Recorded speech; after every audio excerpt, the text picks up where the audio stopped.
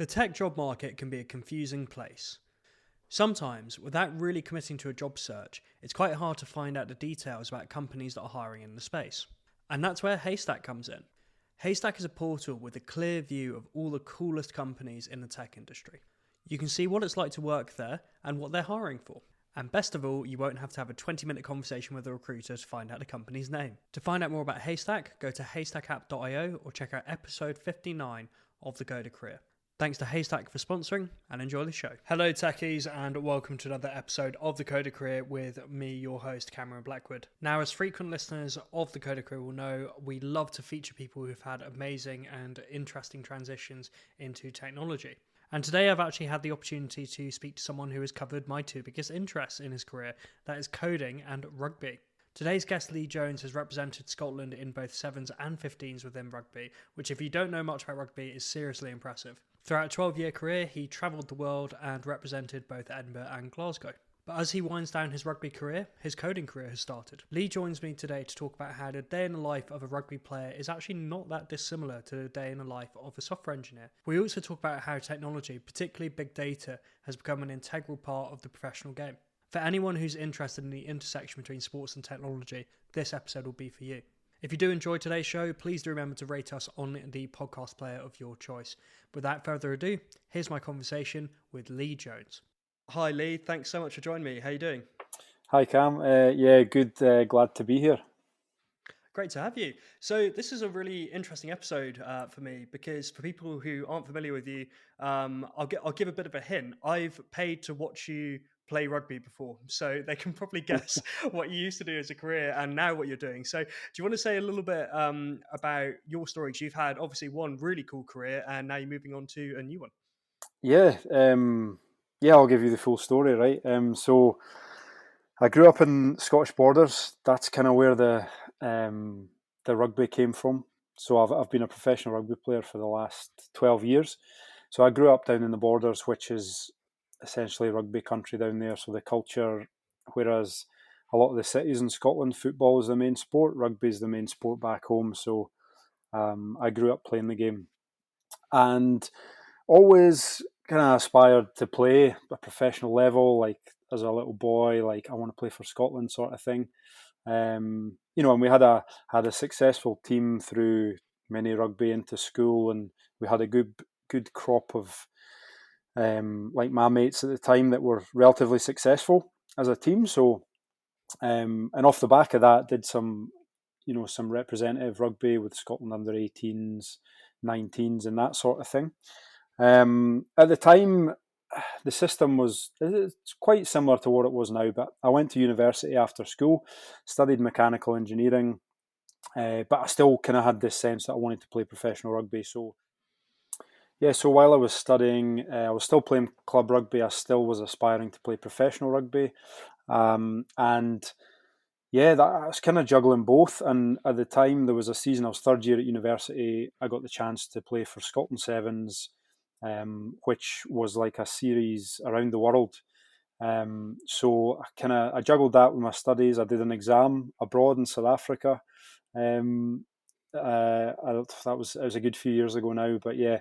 And then off the back of that, playing the Sevens season, third year at university, got offered a professional contract with Edinburgh Rugby, which was my closest city, local club. And I accepted. So my last year of studies was combined with my first professional contract in rugby. So there was a bit of an overlap there. Managed to get my studies finished.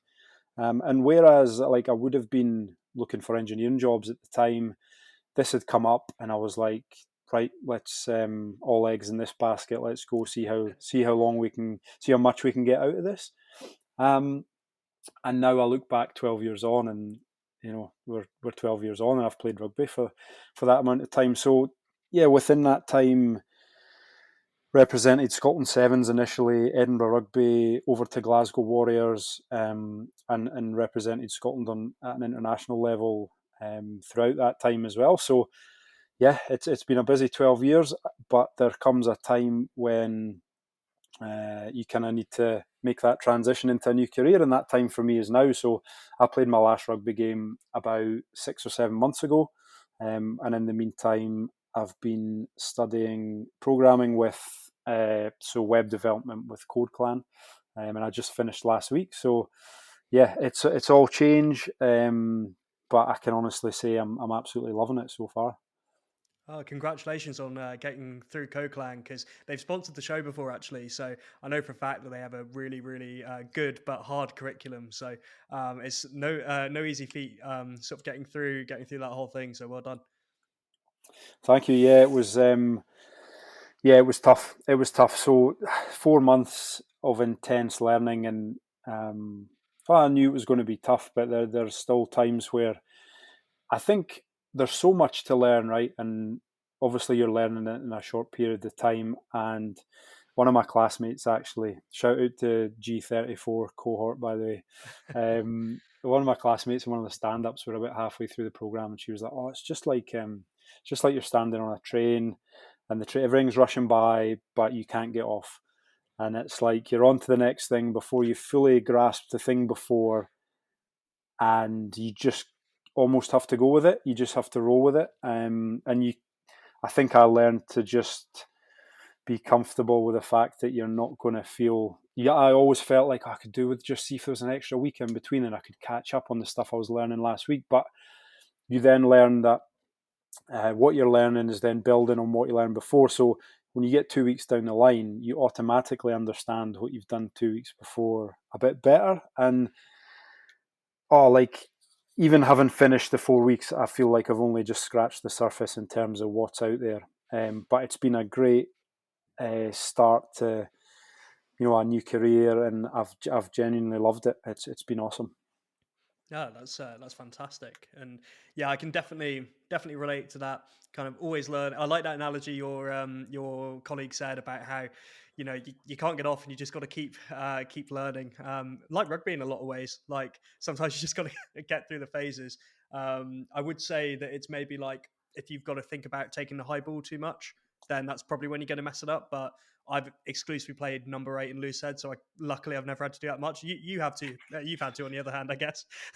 Yeah, have been there on many an occasion, and yeah, you got to get on with it. You can think about it too much, and much in the same way as coding. To be honest, yeah. Mm. Like I guess there are parallels I can draw between the two, albeit it's a very different field. Yeah, it's scary in different ways, coding. Taking down production and getting monstered by an opposition back rower. Neither's pleasant, but one's emotionally painful, one's physically painful. What made you choose software engineering as a post rugby career? Because I live in Morningside in Edinburgh, so there's a lot of ex Scotland internationals around me, and they all Mhm. seem to work in property development. That seems to be the beaten path. What made you choose software development as a post rugby career? Yeah, for me, so I was trying to think of this before, right? The first time I probably ever coded, I thought at first I was like, oh, it was at university we did a bit of C++ was the language, but more in like a sort of analytical sense. And it never, at the time, I enjoyed it, but never probably fully appreciated it. And then I was thinking back, and I had a VTech laptop when I was like 7 years old. I must have been 7 or 8 years old. So this is like early 90s. And I looked it up the other day because I remember coding on this. It had a version of BASIC on it. Hmm. Um, and so that was probably my first ever. I say C++ at university was the first kind of hello world, but that VTech laptop, I did a bit of coding on there, and I remember I looked up the instruction booklet just the other day, and I remember the programming it was to calculate what your weight would be on the moon, and I remember on like just typing this out, and really enjoying it at the time. I looked through the instruction book the other day, right, and it said there was a thing. It was like, why should I learn to use a computer? And I wrote down the thing, right. It said the future belongs to the people who understand how to use computers. I was like, if I'd just taken that on at the time, I might have been into coding way before now. And then there was another one that said, don't worry about making a mistake. There's nothing you can do to damage the computer, which is very true. And it's probably one of the things that attracts me to coding, right? Um, But yeah, that's an aside. That was kind of so my first step into it. But now it was a tough decision to make, like what to do. Almost like I'm 12 years on to someone potentially in the same situation as me that's gone into a job. They're 12 years into a job. They've got 12 years of experience, whereas I almost feel like I'm starting afresh. I've done something for 12 years, but I'm now like, right, I need a new career. So yeah, I dabbled in a few different things. I explored a few different paths. So my first port of call was looking back to engineering. Like, it was a long time ago. It was 12 years. So that made sense to me as the first place to look out. I did a bit of work experience in not mechanical engineering, but civil engineering. Really grateful for that experience. And that was kind of between my last rugby contract. But probably decided that construction wasn't the path I wanted to follow. I studied a diploma in nutrition in my last few years of playing. I'd always had an interest in it throughout playing, and so I got that finished up, but then decided career-wise it probably wasn't, again, the direction that I wanted to head in. So yeah, and I'd done a bit of coding in the past. Like I say, at university, I'd done a bit of coding. I'd dabbled in a bit of WordPress since. My wife has her own business. I'd done bits and pieces in terms of like helping her IT stuff out, and just thought that, the way the job market is in software, there's loads of jobs, and for someone like myself, there's a huge history and thing about career change. Career change is a big thing. The fact that Code Clan exists is for career changers, and for me, it's almost a forced career change, but I always knew it was coming. So it seemed like, a good path to follow. And after doing a few bits and pieces before signing up to Code Clan, I was like, yeah, I think I can really get on board with this.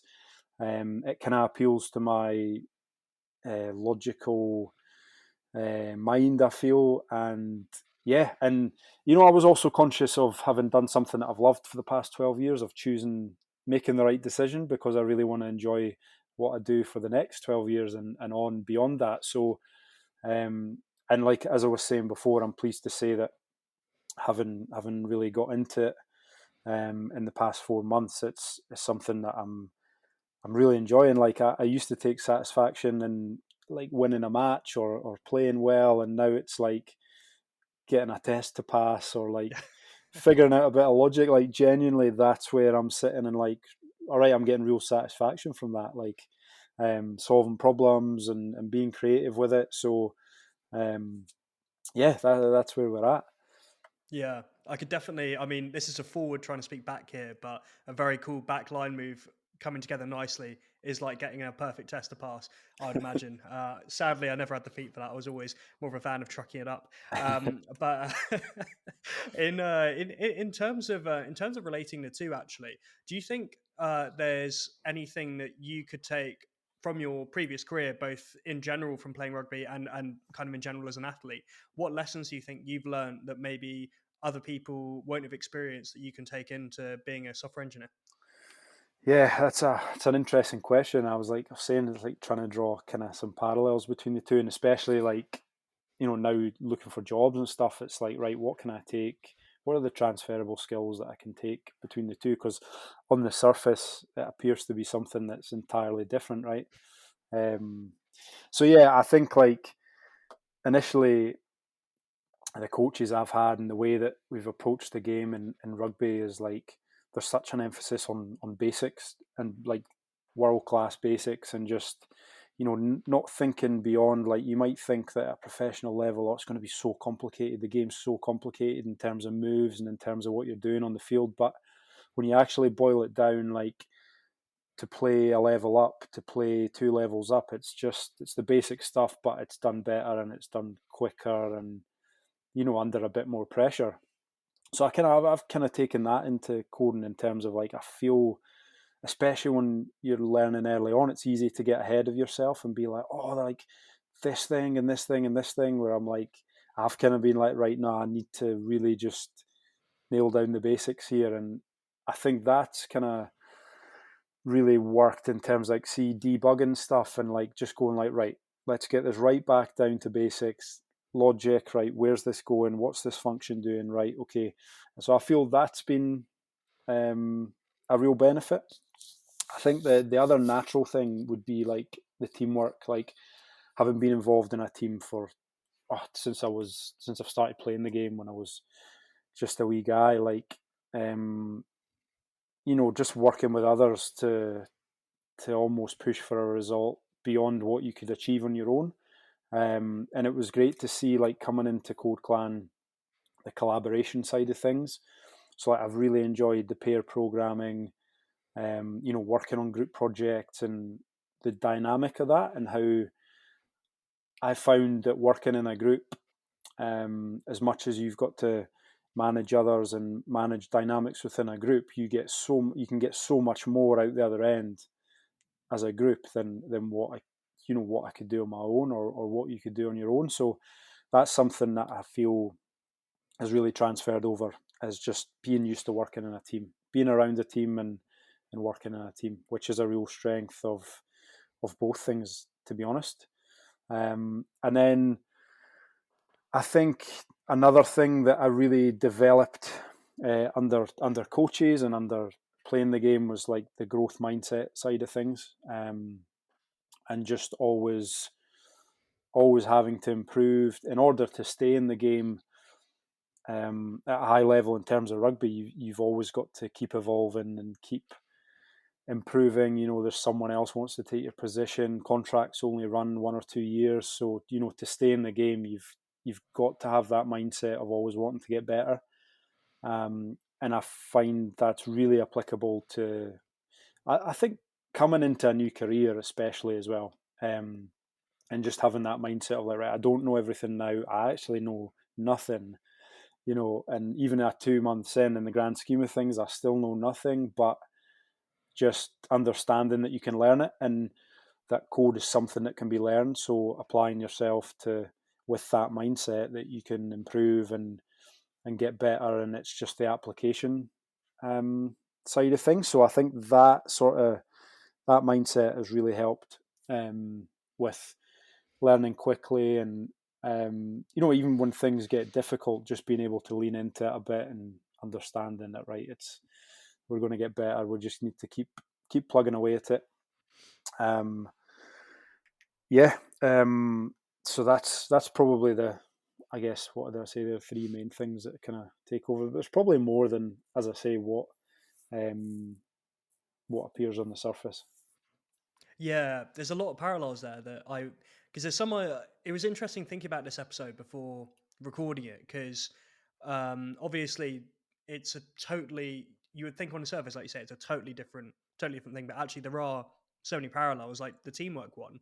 People don't realize, and a lot of the time when I speak to people, they make jokes about software engineers. Like, I've had people say to me before, "Oh, you're quite a social guy for a software engineer," and it's like, so do you mean basically like I can be at the pub and not be completely weird? Like, there's a weird stereotype of software engineers not speaking to anyone. I don't know where that comes from. Maybe it's historically in the 90s when computers were very much like something for enthusiasts, where they just didn't talk to anyone. It was a very solitary job. Like, nowadays, it's very much like you're just speaking to people day in, day out, and teamwork is just so important. And if you're going to be a good software engineer, a lot of it actually isn't about coding itself. It's about working effectively in that Scrum team, because it would be, you don't want to have someone that's a complete like Lone Ranger and goes off and does their own thing.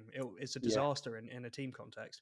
Yeah, 100%. And I feel like the pair programming we've done, I think it's like, especially when you're learning, is to sit next to someone, have a problem or have a task, and talk through it. Like, you just almost fill the gaps that each other have got, and like your productivity goes through the roof in terms of like, oh yeah, I forgot that. Whereas if you've been sitting on your own, you'd have sat there and maybe wondered for 5 minutes about it, looked it up. Whereas the person sitting next to you has just been like, oh yeah, I forgot. Well, we've not done that. We didn't import the thing, or something. You're like, oh yeah. Like, that sort of thing is like, in the smallest sense, the collaboration side of that, like that's awesome to be able to sit with someone and you just get so much more productivity. But then, like you say, when it comes to a bigger scale, like the teamwork side of things, you just get so much more out of a team, and you have to be able to work in a team to produce, what you're going to produce. To produce software, it needs to be done within a team setting. I can't really see a place for, like you say, the lone wolf that you sit and code everything on your own sort of thing. So yeah, that is probably the biggest transfer, I would say.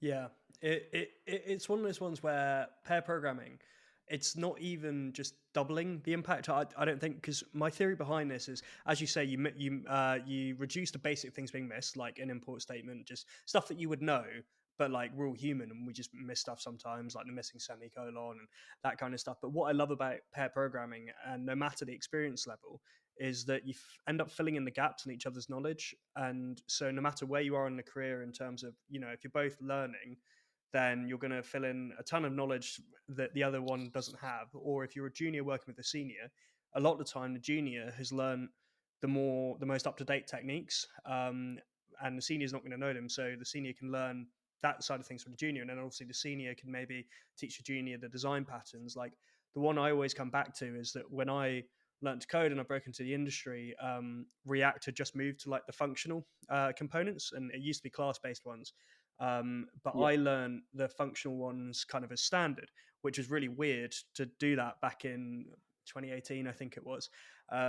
So I didn't realize, but actually I had quite a useful skill to teach senior developers. So it's one of those things where pairing is just so important, no matter the experience level of a developer. And a lot of the time, a junior will panic and think, "Oh, I can't add any value to this," but actually, there's a lot you can learn.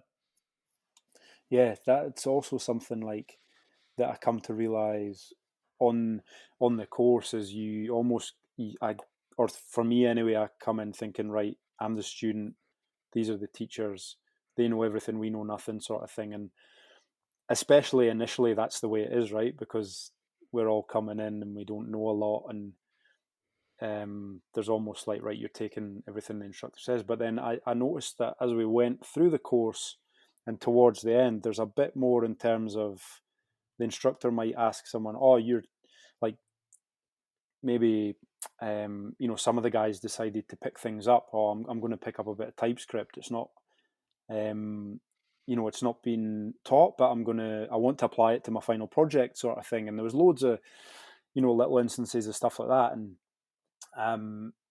then that's when the instructor might be like, "Oh, I've never done that before. How are we doing this?" Or like, and it's like it's such a two-way street when it comes to that, and that's like an evolving thing for me where I've been like, all right, this whole world of software and programming is very, very collaborative, and it's not just like you say, senior dev, junior dev, and that's a one-way relationship. It can work both ways, and even in the space of 4 months, I kind of come to realize that and was like, oh, it's pretty cool.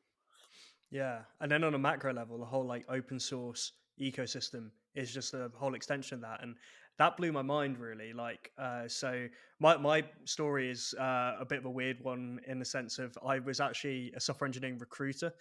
So I left uni, didn't know what to do.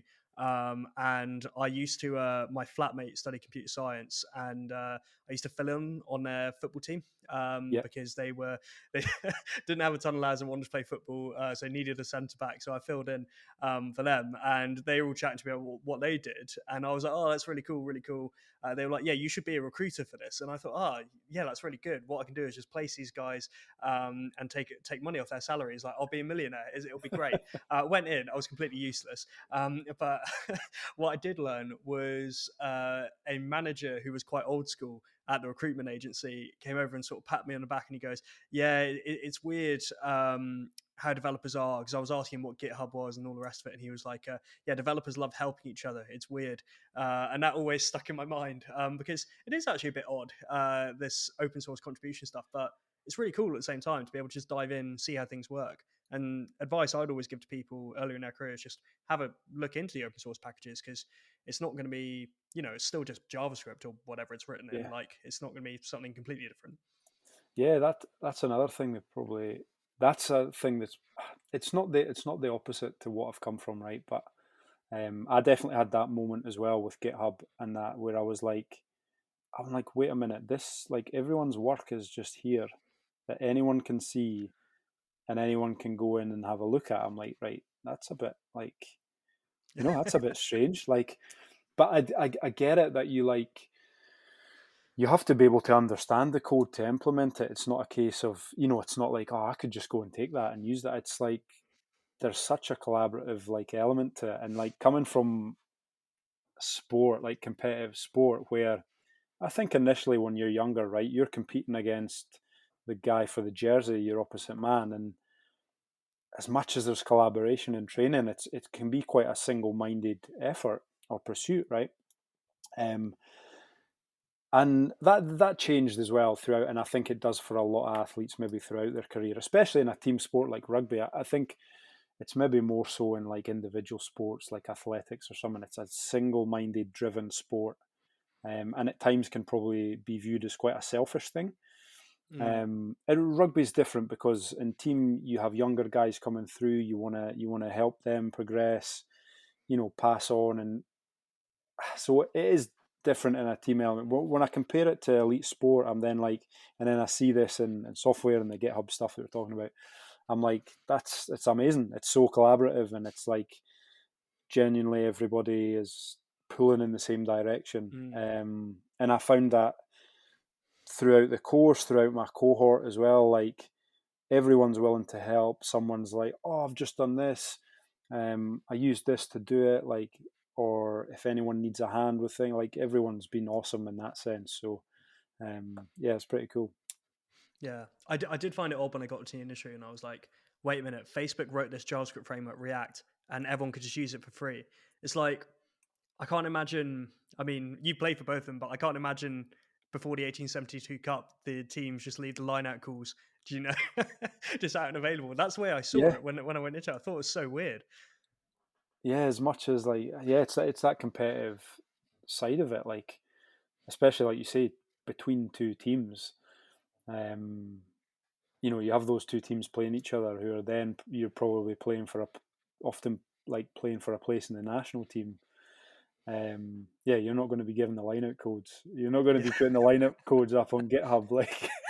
yeah, exactly. um, but yeah, I love that part of programming. I guess it'd be the same for you, maybe in recruitment. Recruitment can be quite a competitive like Yeah, job, right? it was extremely cutthroat, and it's funny actually because like I mean my rugby never really went anywhere. I was never that good. I still play now. Just I'm down in I think I'm in the seventh division of Scottish rugby, so I'm still plugging away. Yeah, But a lot of the lads that I recruited with actually were high level athletes. In their previous careers and went into it, and I do think that it was very much like there was a huge competitive drive because you see the leaderboard in the office around who's generated the most money. Like air horns would go off if someone had done a deal. It's very like Wolf of Wall Street. It was a bit much. yeah, Like I thought it was great for the first 6 weeks. I was like, oh, I've arrived, and then I was like, no, I can't do this. I think I did it for like 2 years in the end, but it's weird because again it's the same situation where you wouldn't want to help each other out because you would lose deals, and I did lose deals where I naively let people help me out and they took my clients. So it's very cutthroat like that. So it's very strange going to software where it's a collaborative environment and the guards are very much up, and you find it quite odd, and you go in and you realize actually everyone is out to help each other, and if we all help we all win. And proprietary stuff seems to be just it seems to just have its kind of back turned on really from what I can tell, which is it's a real anomaly. I can't think of any other industry like this. Like, I mean, we've talked about mechanical engineering and that side of things before. Like, I can't imagine. I don't know the jargon, but stuff like I don't know. I can't imagine. It's not mechanical, but I can't imagine Audi leaving out their blueprints for a car for BMW to find. It's yeah, very strange. yeah, yeah, definitely. I can't remember any of the mechanical engineering jargon either, Cameron. But yeah, like but like I say, it's pretty cool. And I think it just all pulling in the same direction can, I imagine generate so much more on the other end of it when you're looking at a final product or a bit of software. Like it's probably part of the reason I feel why like the technology industry moves so fast. If everyone has access to everything that everyone else is doing, then it can just keep progressing. Yeah, and there's an argument as well for security, because I know it was in the States rather than here, but I know there was a huge flare up in Congress, because Congress, basically being very with the times, found out what open source software was essentially and freaked out and thought this is a huge security risk. But actually, it's more secure to have it open, because any vulnerabilities are open to the entire world, Mhm. and can then be fixed immediately, because you've got a million eyes on it rather than 10. And as we discussed before, more eyes on something means you're more likely to catch the mistake. So there's all kinds of advantages to it. It's just a very strange one to explain to people that aren't in this industry, Yeah, about why we would do things this way. But you know, it's decentralization, and open source actually has a ton of advantages. And people think, oh well, how would you make money? But I mean, I think the big tech companies that have huge open source projects are doing all right.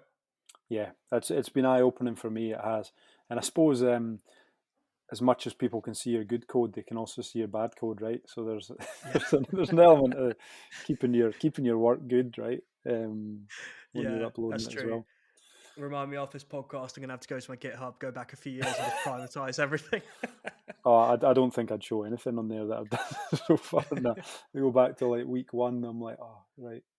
See, Um, you're lucky, because when I learned to code, you had to pay for private repos, but Microsoft have bought GitHub now, so it's all like private repos are free, but my ones were completely up there in public. And the friend that I mentioned earlier that I did the comp sci at uni that I lived yeah, with, he texted me one day. He goes, "Just so you know, your Firebase key is totally open, and I've seen it on GitHub.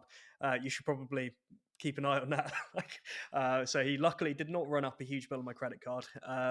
So there's bad code, and then there's that. But yeah, I think I committed my .env file, which obviously is important lesson. That's the first thing I put on the git ignore now. yeah. So I'll in make a note. terms, I'll make a note of that right now. yeah, definitely. The Sorry. first thing before a push is to check that git ignore, for sure.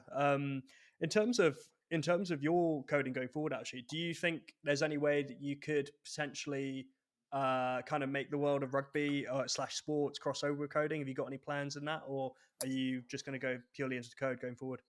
Yeah, I guess it's always an option, right? Because I Mm, feel, yeah, I've gained a lot of knowledge in that area, right? Um, Off the top of my head, like I don't know, the technology was coming more and more into rugby, the way they were using it in terms of analysis and um, like I say more recently for the last almost the GPS first came in when it was almost just coming around when I came into the game. But like clubs would only have a certain amount of units, they'd be testing stuff out. Now clubs have every player at the club, if there's 40 guys in a training day, are wearing a GPS unit. So pretty much everything you do is monitored and tracked, and the stats are there somewhere, the data's there. mm, So that's a big element to pro rugby now, and that's someone's job to analyze that. The difficult thing is what are you pulling out of it, and how are you, how is that being fed back to coaches, being fed back to players? That's the tricky bit because the data's all there. The amount of data these GPS devices can pull is incredible. But I think the difficult bit is figuring out, right, what does a coach want? What do we need to see in terms of, is it contacts? Is it acceleration? Is it change of direction? And that depends a lot on a coach. And that's the area that's quite interesting in terms of like it crosses over with sports science. It's into tech as well. Maybe not so much in coding, but there's that whole tech element of it. So that's kind of where, if you say like rugby and tech, that's immediately where my mind goes with things. GPS is the big kind of driver there. And then there's also a lot of tech around reviewing games, reviewing opposition. So there's a lot of platforms, several different platforms that I've used that you're off the field and 20 minutes later you've got the full game tagged up with what you need to see. There's a database that was available to the clubs that pretty much every professional game in rugby is on there, and you're playing against an opposition next week. You're playing against a guy. You can type his name in. You can see, his every match he's played for the last 5 years, every tackle he's missed, all that sort of thing. So, Yeah. in terms of like data and technology, that stuff was massive, and some players would use it more than others. But the higher up you get in the game, like everyone, you have to do your homework on like. So you'd be looking at players a couple of days out from a game and thinking, right, where can I get a leg up on this? And so that side of things, and those platforms were becoming more and more useful. I think more and more features. So in terms of software, that's I think where that can apply to the game.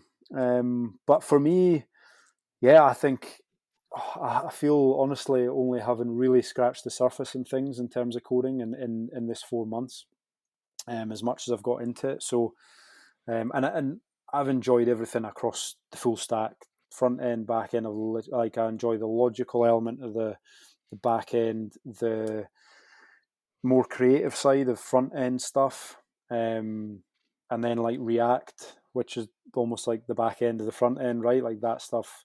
Really enjoyed all that stuff as well. So it's like I feel like I just need to learn more in whatever area that may be. Is learn more. But I think the sporting side of things is always something that I could kind of come back around to, or if I have any mad ideas, I can patent them and hold on to the IP Yeah. for that. I think one of my favorite movies I ever watched, and one that kind of inspired me to get into the tech industry in the first place, was Moneyball, and I've since read the book as well. Actually, have you seen it? I'm so bad with films. Like you could name the classic, the 10 classic films, and I'll probably have seen like 3 of them. So, nah, apologies, I haven't seen it, but I can add It it to is the it's a list. really good one. So it's I think Brad Pitt plays a lead in it. It's a true story about the Oakland A's in professional baseball, and it's the story is basically that a guy brought in stats.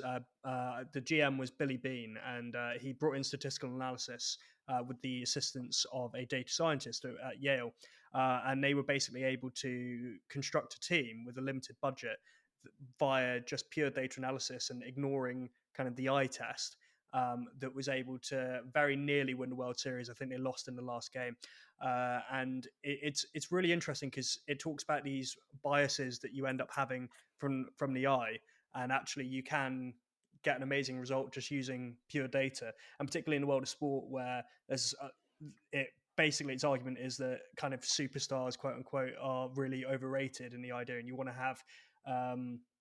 have a full team of athletes that are kind of like very very good but undervalued for whatever reason. Hmm. So either they have a weird technique, so there's a player in the team who pitches like sort of underarm rather than overarm, Yeah, and things like that. So it's love a it. really interesting one, and yeah, I definitely recommend it. I think I must have plugged this movie like 5 times on this podcast already, so I feel like I should get some royalties for it, but I'm on it. I'm on it. I'll it's get on really it. good.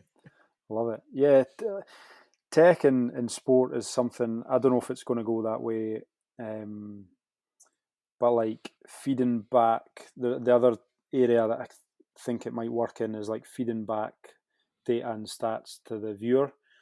And Mm, I know they now use like they've got chips in the balls that can see how far they've been passed and stats, and you start to see little bits of it. And when I was playing sevens, they did. There was a lot of chat around like feeding back, from different camera views and stuff, like the length of passes, the putting GPS, like almost like taking GPS data and putting it out to the viewer and being like, yeah. this is how fast this guy's running. This is like, and there's loads of different elements that come into that, but that's another thing I guess could, Mm. potentially work in sport. I know AWS are doing a lot of work with that at the moment during the current. So we're recording this during the Six Nations at the moment.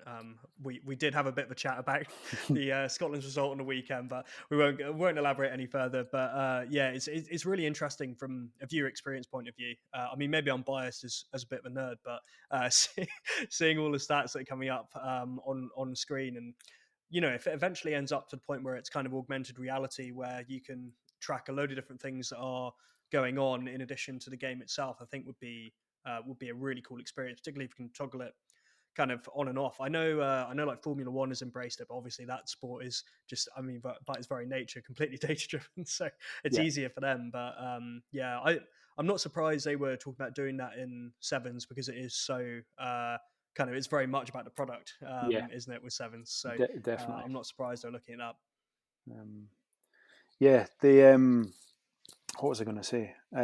Like around like you were saying, a data-driven sport like F1, you probably compare it to something like rugby or football. It's a lot more skill-driven. It's subjective, and it's not quite as objective as, right, if I do this, this is what's going to happen.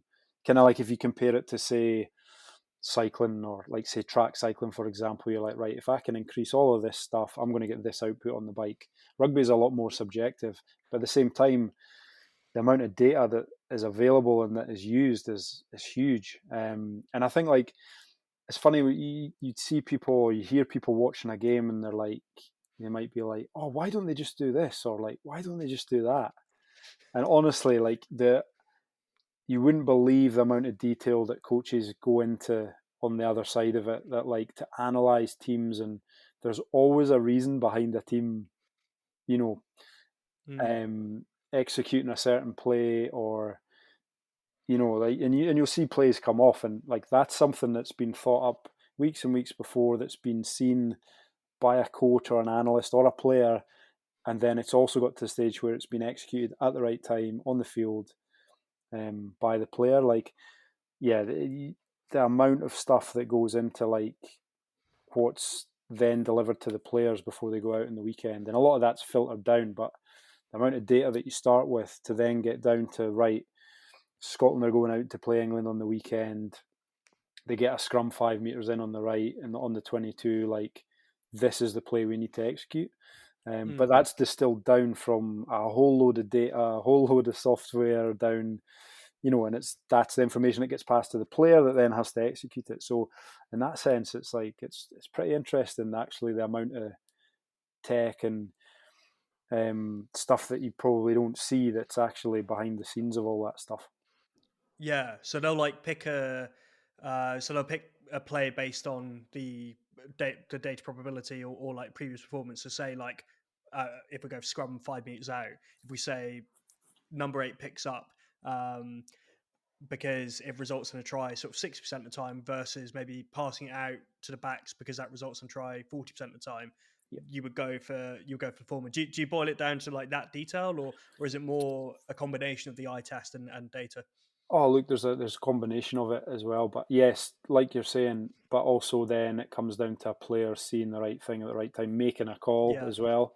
Like, that's a massive part of it. So the data set is only feeds in, but that can, like, Mm. it can make a difference. Like, but you can get right down to it in terms of, I've seen coaches present on, like, right, the team, we've got stats here. The team that is kicking the most is generally winning the game by this amount, right?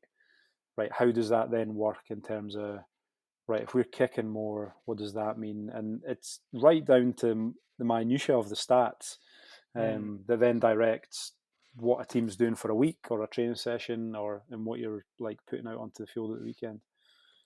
Yeah, I heard must be like a fourth hand story by this point, but I heard that the reason why Ireland under Joe Schmidt wouldn't offload was because they calculated the possibility of an offload going wrong versus it causing a line break, and they actually reckoned that an offload was more likely to cause a mistake, and they completely blanket banned it because they'd done the data analysis on it. But again, I'm pretty sure someone told me that in a clubhouse, and again, like I said, I play in the seventh tier, so Yeah, I'm not that's quite sure how not. that information ended up to me, It but could be, and then again, it's the subjective nature of it, depending on the coach. But I mean, like that for like tell that to the Fijians, for example. Like, just, you know, imagine sitting down and trying to say tell the Fijian guys not to offload. Yeah. But not like quite believable. Yeah, definitely. Yeah. Do you think you would maybe end up in the data science side of things then, if it, because I guess that seems like that's what relates the most with rugby. Yeah. I don't know. It's something I've not really. I like I say, only scratching the surface with things, and Yeah. I've really enjoyed I have really enjoyed the coding element of things, and the not just the logical nature of it, but the creative side of it as well. And that's another thing that I've kind of been open to is you coming into code and thinking, right, it's ones and zeros, it's right or wrong. It's like, nah, there's actually quite a creative side Mm. to not only the front end of things, but like just how you do something and how you approach a problem. Um, like I also kind of come in naively thinking, right, there's in terms of a way to complete a homework task, for example, is right, it's black or white, you do it this way or you don't. But Mm. I come to realize that it's actually like, well, you can do it this way, you could do it this way. There's so many ways you could approach it in terms of code, and that's something that I learned as well. And a lot of the times you might have done it differently to the way the solution's proposed, you know, in class, or and that's another thing about code and programming and software that I've been like, right, that's pretty cool. There's not a set way to do things. There's a million ways you could do it. Some are easier than others, and some might be better than others for certain reasons. Some things might be better, but you don't realize it's better until you're 2 weeks down the line and you've been like, right, that was a poor design decision. I should have done Mm. this, or like I should have set up my database in this way because that would have saved me down the line. But that's part of the learning process as well. But it's just been, yeah, it's been pretty cool to see that there's no one way to skin a cat. To Yeah. you know, Exactly. um, It comes back to that old myth that it's really similar to maths. Like, oh, if you want to be a software engineer, like you have to be really good at maths in school. Like you're doing maths day in day out. Like I think I've done one thing once ever that was vaguely mathematical, and even then it wasn't really in my entire software engineering career. And yeah, it's I don't know why that stereotype exists. It's actually a really weird one. yeah. I feel there's a lot of stereotypes within this sort of industry, right? That probably aren't true. But the maths thing. A lot of people like in our court, whenever there's a maths problem come up, a lot of folks are like, oh nah, maths, you've got to do a bit of maths, sort of thing. But yeah, it's entirely different, isn't it? It's there's the logical nature to it, but it's not so much numbers. It's just an approach to solving problems, and um, yeah, that's what kind of appeals to me anyway as well. Yeah, I think that's same for me. It's like the idea that I can solve some real life problems using something I can code myself. That's the whole reason why I got into the industry, and like I'm quite interested in like entrepreneurship and that sort of thing. And just the idea that, oh cool, I can write something that will fix something. And for me, like I'm useless at DIY, and it's what I imagine it must be like if you if you do a really good DIY project. I guess that's the closest I'll ever have is writing a brilliant JavaScript function. Nice. Yeah, it's yeah, like you start to look at things differently as well, like because you have like gotten into things and be like, oh right, I wonder how you would code that sort of thing, and then you see things and realize that, like I've realized in a couple of projects, like things are a lot more complicated than you it seems on the surface in terms of code. Something might seem relatively simple, like that'd be quite easy to implement, and then you get into the code and get right into it, and you're like, right, this is a bit more involved, right? How do we do this? And that's quite interesting. But you're also, I find myself looking at things and being like, right, how would that? I wonder how that's. Do you know how that would be? Um, how that would look in terms of classes in a program, or and then you get into the Yeah. whole relationship between everything and relationship between classes and all that, and that's quite interesting. breaking it all down into tiny steps is just the absolute best way. And I can't remember for the life of me what he's called now. I found this guy on YouTube a couple of weeks ago, and he does this series called "This Is Impossible," and it's to do with JavaScript. And what he does Yeah, is he looks at a really cool website, and this will be linked in the description because I genuinely thought this was fantastic. He starts each video by going, "This is impossible. I can't do this. Like this is mad. This is crazy." And he's like scrolling through, and there's all kinds of cool stuff going on. And then actually, he then says, "Oh, actually, I think I could do this bit." And then he kind of does exactly how you were saying, like break it down into smaller chunks. And he does each bit, and then at the end, he's like, "Oh, I've done it." And like, it's a bit, I don't know, it's a bit of a silly gimmick, but I really like it in a way that it deals with the subject of imposter syndrome in quite a nice way as well, where you think everything, if you're comparing what you're working on to a completely polished and finished product, like you're always going to think that it's impossible. And it's a really nice way of breaking down. So I'll pop that link in the description because it's such a good way of thinking about these things. nice one. Cool. So yeah, it's been a real pleasure chatting. Is if people want to kind of follow along with your journey, what's the best way to follow you? Great question. In terms of social media and stuff, I'm on Twitter. That's been in the past. It's just been just rugby content that's on there at the minute. But I might make a switch to more software related content. So my Twitter is at ljones11. I'm not going to send you to my GitHub because there's probably some Go looking for the Firebase need to keys. need to polish up my code first. Nah, but GitHub is ljones-11, and yeah, that's pretty much me. Same on LinkedIn, I think, as well. Cool. I'm on LinkedIn, so yeah, I appreciate a connection from anyone that's wanting to chat about whatever. Yeah, it's been cool. And I should probably say as well, can edit it out if you're not. Are you looking for a job right now? Because we can add this in as well. Yeah, I'm currently looking for roles. Like I say, I finished up on Code Clan just last Thursday. So now into the world of a bit of self-learning, job applications, and looking to secure that first role. So looking forward to taking that first step in the new career.